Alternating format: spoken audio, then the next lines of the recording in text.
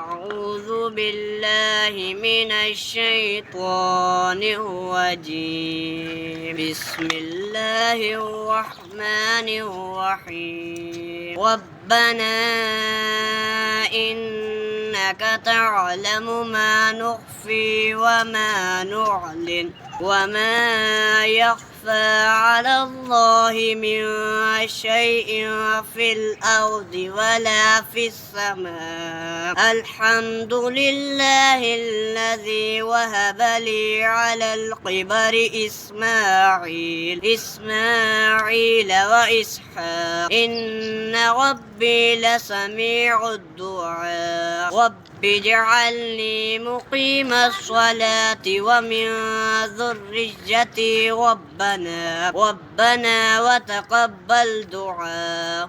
ربنا اغفر لي ولوالدي وللمؤمنين يوم يقوم الحساب.